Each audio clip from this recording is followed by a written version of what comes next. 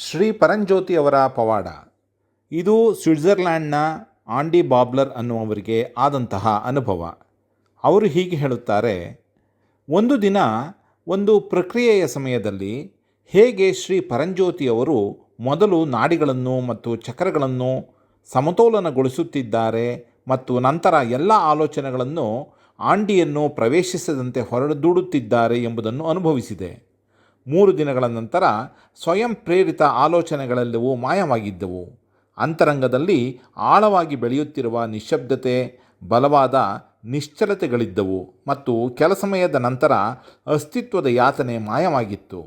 ಎಂತಹ ಪರಿಹಾರ, ಎಂತಹ ಪವಾಡ, ಎಂತಹ ಒಂದು ಹೊಸ ಪ್ರಪಂಚ! ಆಲೋಚನಾರಹಿತ ಜೀವನವು ಎಷ್ಟೊಂದು ಅಮೂಲ್ಯ! ಕೆಲ ಸಮಯದ ನಂತರ ನಾನು ಶ್ರೀ ಅಮ್ಮ ಭಗವಾನರನ್ನು ಒಂದು ಪ್ರಕಾಶಮಾನವಾದ ಬೆಳಕಿನಂತೆ ನೋಡಿದೆ. ನಂತರ ನಾನು ಶ್ರೀ ಪರಂಜ್ಯೋತಿಯನ್ನು ಎಲ್ಲದರಲ್ಲಿಯೂ, ನಿಜಕ್ಕೂ ಎಲ್ಲದರಲ್ಲಿಯೂ ನೋಡಿದೆ. ಆದುದರಿಂದ ನಾನು ಅವರು ಎಲ್ಲ ಕಡೆ, ಸುತ್ತಲೂ ಮತ್ತು ನನ್ನೊಳಗೆ ಇದ್ದಾರೆ ಎಂಬುದನ್ನು ನಾನು ಅನುಭವಿಸಿದೆ. ಇದು ತುಂಬ ಶಕ್ತಿಶಾಲಿಯಾದ ಕ್ಷೇತ್ರದ ಅನುಭವವಾಯಿತು. ಜೀವನ ಒಂದು ಕ್ಷೇತ್ರ. ಆಂಡಿ ಆ ಕ್ಷೇತ್ರದಲ್ಲಿ ಇದ್ದಾಳೆ. ಶ್ರೀ ಪರಂಜ್ಯೋತಿಯವರು ಆ ಕ್ಷೇತ್ರ. ಅದೇ ನಾನು ನಿನ್ನಲ್ಲಿ ಇರುವಂತೆ ನೀನು ನನ್ನಲ್ಲಿರುವೆ ಎಂಬಂತೆ. ಈ ಕ್ಷೇತ್ರದಲ್ಲಿ ಎಲ್ಲವನ್ನೂ ಸೃಷ್ಟಿಸಲಾಗುತ್ತದೆ ಮತ್ತು ಒಂದೊಂದೇ ರೂಪಗಳನ್ನು ಅತಿ ಹೆಚ್ಚಿನ ತರಂಗಾಂತರಗಳಿಂದ ನಾಶಗೊಳಿಸಲಾಗುತ್ತದೆ ಎಂದು ನನಗೆ ಅರಿವಿದೆ. 2 ರೂಪಗಳ ನಡುವೆ ಖಾಲಿತನವಿದೆ. ಅದು ಹೇಗೆಂದರೆ, ಹಿಂದಿನ ಸೂಪರ್ 8 ಚಲನಚಿತ್ರಗಳಲ್ಲಿ ಒಂದೊಂದು ರೂಪಗಳನ್ನು ವೇಗವಾಗಿ ಪ್ರೊಜೆಕ್ಟ್ ಮಾಡುವುದರಿಂದ ಅದು ಜೀವಂತವಾಗಿ ಕಾಣುವಂತೆ.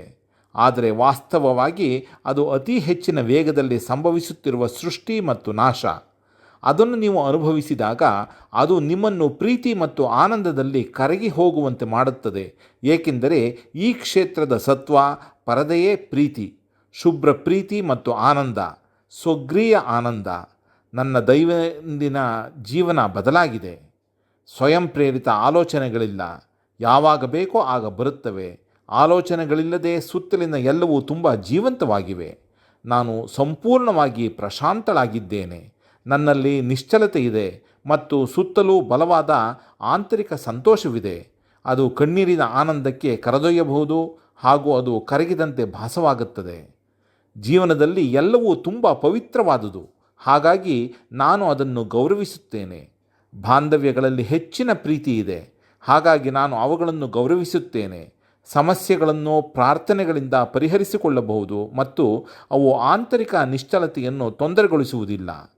ಅಂತರಂಗದಲ್ಲಿ ಮತ್ತು ಬಹಿರಂಗದಲ್ಲಿ ಒಂದು ಪವಿತ್ರವಾದ ನಿಶ್ಶಬ್ದತೆ ಇರುವಂತೆ ಭಾಸವಾಗುತ್ತದೆ ಮತ್ತು ನಾನು ಎಲ್ಲ ಸಮಯದಲ್ಲೂ ಮತ್ತು ಎಲ್ಲೆಡೆಯೂ ಶ್ರೀ ಪರಂಜ್ಯೋತಿಯವರ ಉಪಸ್ಥಿತಿಯನ್ನು ಅನುಭವಿಸುತ್ತೇನೆ. ಶ್ರೀ ಪರಂಜ್ಯೋತಿ ನನ್ನ ತಂದೆ. ಹಂಚಿಕೊಳ್ಳಲು ಇನ್ನೂ ಬಹಳವಿದೆ, ಆದರೆ ಎಲ್ಲಕ್ಕಿಂತ ಮಿಗಿಲಾದುದು ನೀನು. ನಿನಗಿಂತ ಹೆಚ್ಚಿನದು ಯಾವುದೂ ಇಲ್ಲ ಮತ್ತು ನಾನು ಸ್ವಾಭಾವಿಕವಾಗಿಯೇ ನಿನ್ನ ಪಾದಗಳಿಗೆ ನಮಸ್ಕರಿಸುತ್ತೇನೆ. ನೀನು ವಿಶ್ವದ ಬೆಳಕು. ಇರುವ ಎಲ್ಲ ಪ್ರೀತಿ ಮತ್ತು ಇರುವ ಆನಂದವೆಲ್ಲವೂ ನೀನೇ. ತಂದೆಯೇ, ಎಲ್ಲವೂ ನೀನೇ. ನೀನಿಲ್ಲದೆ ನಾನಿಲ್ಲ. ನನ್ನ ಪ್ರೀತಿಯ ತಂದೆ ಶ್ರೀ ಪರಂಜ್ಯೋತಿ, ಎಂದೆಂದಿಗೂ ನಾನು ನಿನಗೆ ಕೃತಜ್ಞಳು.